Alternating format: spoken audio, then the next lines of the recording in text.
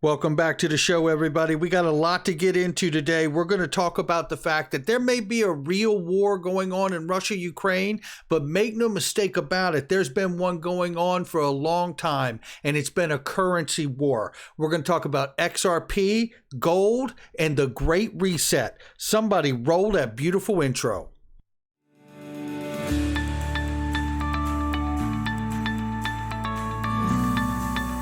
Digital Perspectives with Brad Kimes. Come on in.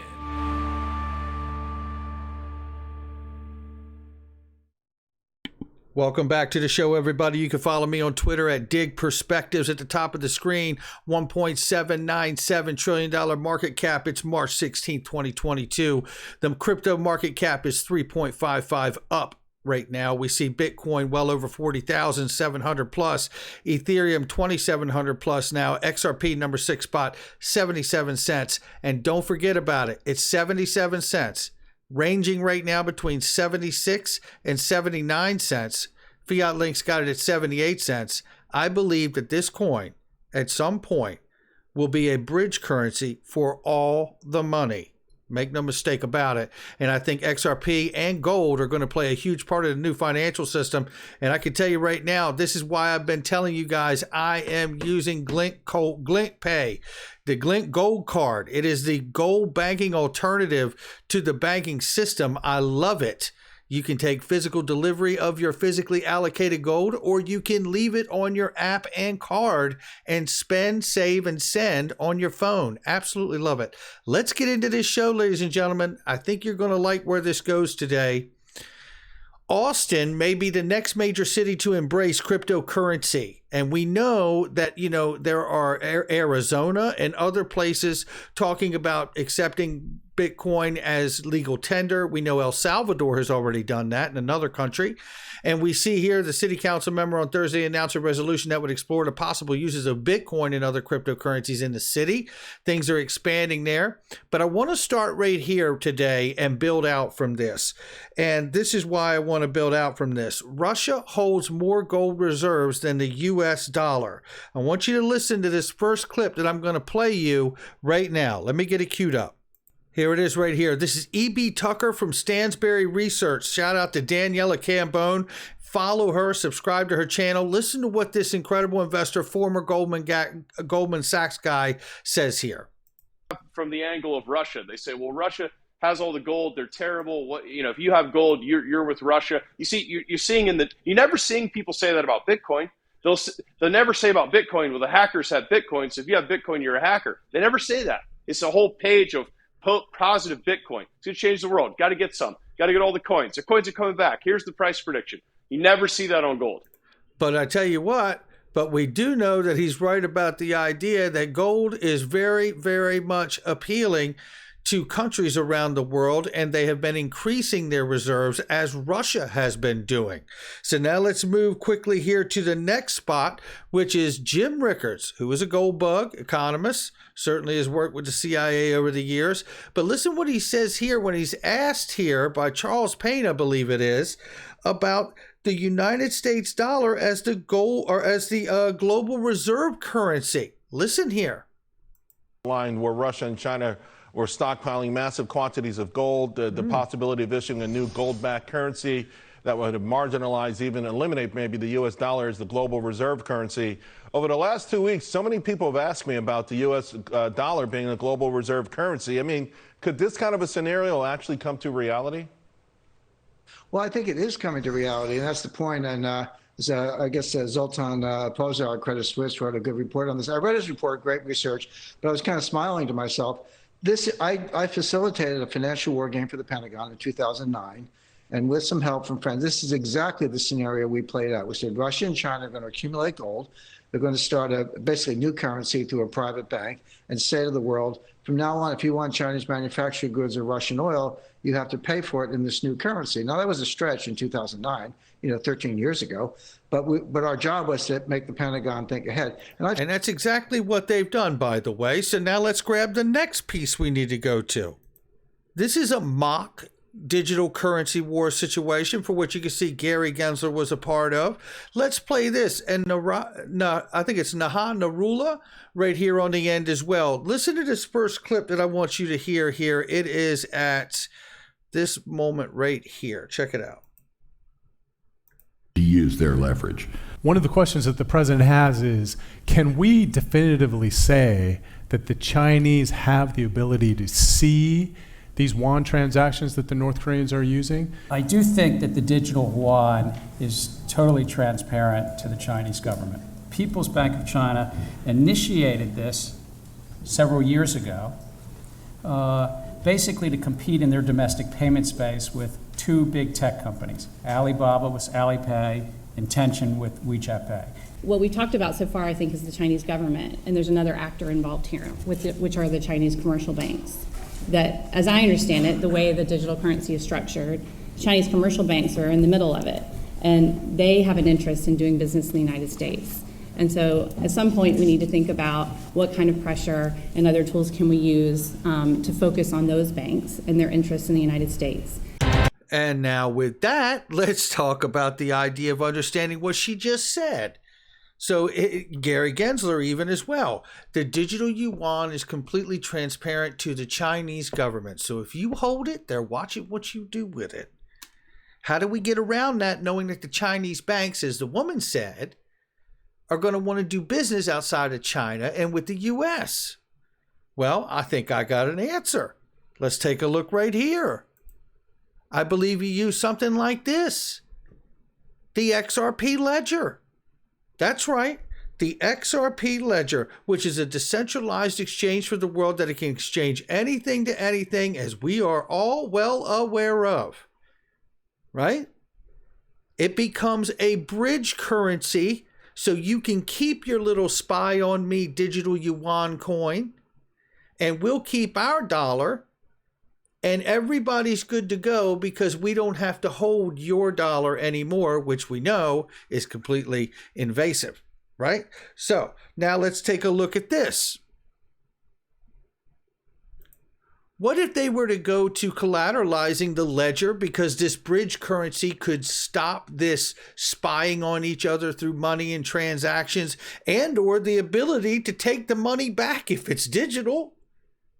You could wake up tomorrow and not have it, or have half of it.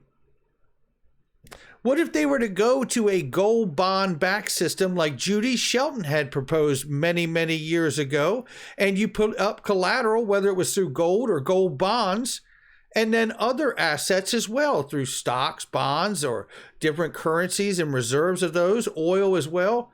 Let's keep going, ladies and gentlemen. We're not done by a long shot. Listen to this.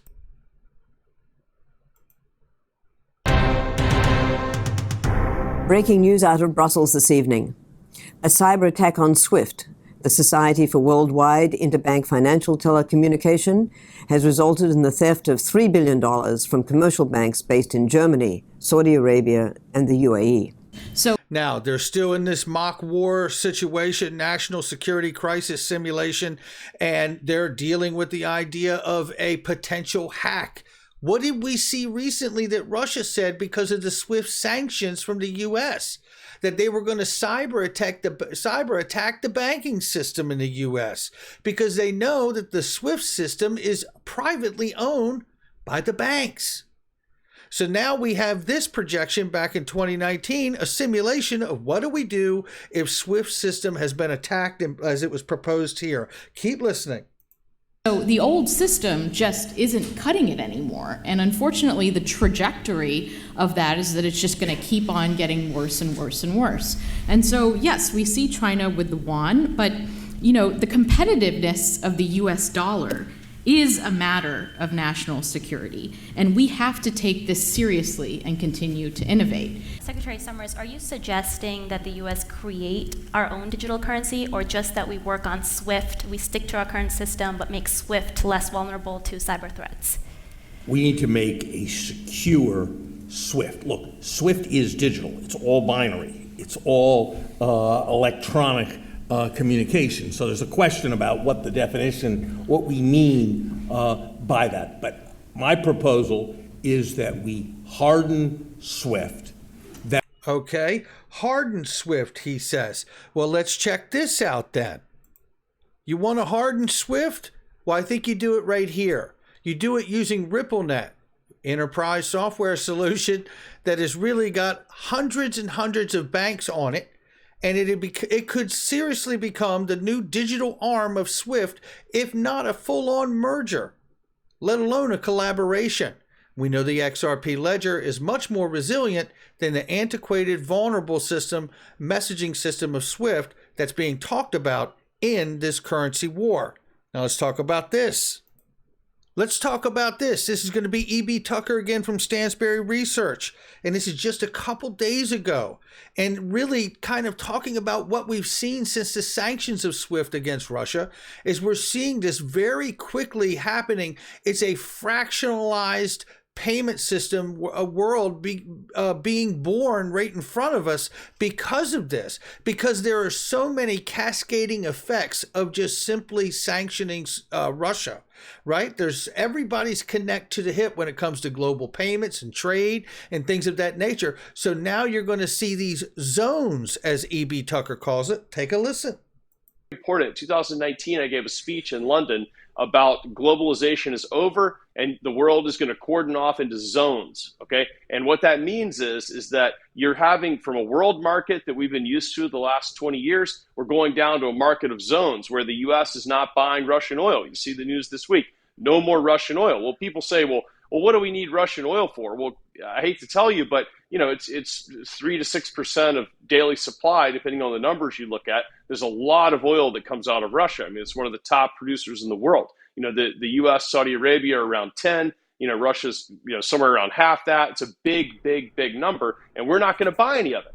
So you have $120 oil and $5 or $6 gas. Imperial Assange said $10 gas. People thought he was crazy. Yeah. We're over halfway there. And that's what you're looking at. You're looking at the cascading effects and how everybody's really conjoined at the hip because of this global payment system and global supply trade economy world that we're living in, right? All right, well, let's take a look at this, because is there evidence we can point to of that? You better believe there is, and it's right here. Kremlin reveals new independent Russian-Chinese financial system. We also know that India has reported that they're looking to work around SWIFT sanctions and work directly with Russia as well, possibly using the digital yuan even.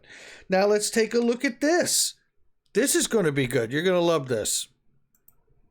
Here's a spot where we pick it up with E.B. Tucker and Daniela Cambone here, and they're talking about how do you deal with these different zones and different payment systems forming out of this fractionalization that's taking place because of SWIFT sanctions. And the way you do it is by introducing the U.S. Fed coin, because again, just like Jim Rickards was asked by Charles Payne, what about the U.S. dollar as the global reserve currency? Take a listen here.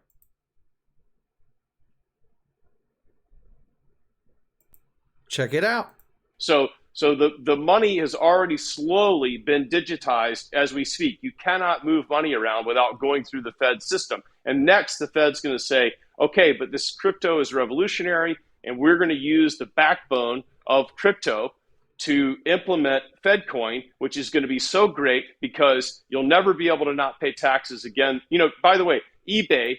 And he's going to go and talk about eBay and others that are already issuing 1099s if you spend a certain amount of money on crypto and things of that nature, from those platforms. So I'm going to take you there. I'm going to get you there. But what I want to show you is that if you have that fractionalized system of what he's talking about and that digital dollar, well, you know what? Take a listen. We'll get to it. I'll show it to you. Take a listen. Someone told me the other day, eBay, if you sell your old iPhone for more than $600, eBay sends you a 1099 as of January 1, and PayPal and Venmo and Zelle send you 1099s, okay? And the person telling me this said, can you believe it? And I said, not only can I believe it, you ain't seen nothing yet. This is going to be every single dollar that moves, they're going to track that, and you're going to pay.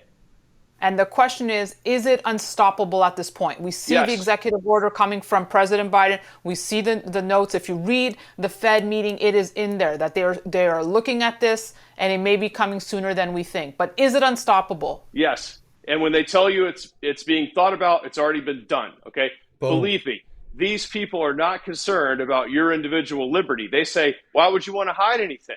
Do you have something to hide? Are you up to something? Okay, why don't you want us to see what you're doing? And everybody needs to understand, you have this crypto boom. Everybody's enamored with crypto. Okay, for years and years I've said this, and I wrote it in a book, and I wrote it in Doug Casey's newsletter, is that the crypto boom has nothing to do with FedCoin. Okay, because you have a bunch of pancake coin and you think that you're going to be rich because it's going to be worth tons of money, that's different from what's happening with FedCoin. That's not going to have anything to do with pancake coin, okay? This is going to be something that's a closed loop blockchain that the Fed controls, and it will track and trace every single dollar. Look at your dollar, serial number on the dollar, okay? That's going to be listed on a blockchain. You ever play liar's poker with money? All those serial numbers, like that, they already have the serial numbers. It'll just be digitized on a blockchain, and every dollar will be tracked. So back to your... And there you go. And if that's the case, and we know that it is, you're going to need something to deal with these isolated different zones for payments that take place, like an XRP ledger, which is interoperable with everything by via way of either the ledger itself or the interledger protocol, which was dedicated to the W3C years ago by Ripple, which is the interledger protocol. This is getting pretty good, ladies and gentlemen. Now let me take you here. 80% of all US dollars in existence were printed in the last 20 some months. It's more than 22 now because this was December 2021. From 4 trillion in January 2020 to 20 trillion in October 2021. That number is absolutely staggering. And think about it. Think about this now, because we've got more to look at. Take a look at this. Let me show you this right here. Check it out. Saudi Arabia is in active talks with Beijing right now to price some of its oil sales in Chinese yuan. People familiar with the matter said a move toward would dent the US dollar dominance of the global petroleum market. That's right. The US petrodollar is now in jeopardy, ladies and gentlemen, and so is its worth. And you couple that with the understanding that we just saw 80% of what is in existence today was printed in the last 20 plus months. And now what gave a lot of strength to the actual power and the value of the dollar is now being considered to be dropped for the Chinese yuan. Tell me that this is not a coordinated effort. Please convince me. I'll wait. When I think of all of this that's happening here, I'm reminded of this. Check it out. This is from all the way back in 2016 from Barry Silbert right here. He said Bitcoin equals digital gold. I don't think that's accurate. I think Bitcoin equals a distraction from gold and the real digital gold, which is Glint Pay, for God's sakes. That's real physical gold that you own that you can spend digitally if you choose to, or save and have physically delivered. So that's out. Ripple XRP equals Swift 2.0. Almost there. It's actually RippleNet, I believe, and idea of RippleNet and XRP. Take a look. RippleNet, the digital arm of SWIFT, they need a solution. As it was said in the simulation, it needs to be hardened. Everyone is working around the system, so you can tell that there is a change being made. A change is going to come. Now let's bring it home with this idea. How do you get everybody on these different systems to really participate and play along? One, they all have to back their system by gold. Two, we know that there was an accelerator program with XRP and Ripple in the early days, $300 million worth, when XRP was worth very, very little. I believe they used that and option contracts to pre-allocate XRP to the good and bad players of this world if they agreed to update their legacy systems and come up with new financial systems, which obviously some have already done. Now, if we come to this understanding and see what has happened just hours ago, which is the nickel trading has been halted. Now, nickel market, not that big comparatively to silver and gold, but let's understand this. The The larger part of the market traded for gold is the paper market. If that market were to be hit with a bunch of shorts that could not be met, what would happen? The call would be made for the physical gold to be presented, but there isn't enough physical gold to make the shorts. So you'd have to halt the market. And then you have to go through what the COMEX 589 rule is. We've heard so much about, what I started my channel on. And you would have to reprice gold because of the worth that it would be to back the new financial system and a great reset that I believe will house XRP as a bridge currency. Hit that like and subscribe. Leave a comment below. I can't wait to see him on this one. Something's coming. I can feel it. I can't pretend to know when. I just know that it is. And I'm doing everything I can to accumulate XRP and gold, and none of what I say is financial advice, but it is my digital perspectives on this day. I'll catch all of you on the next one.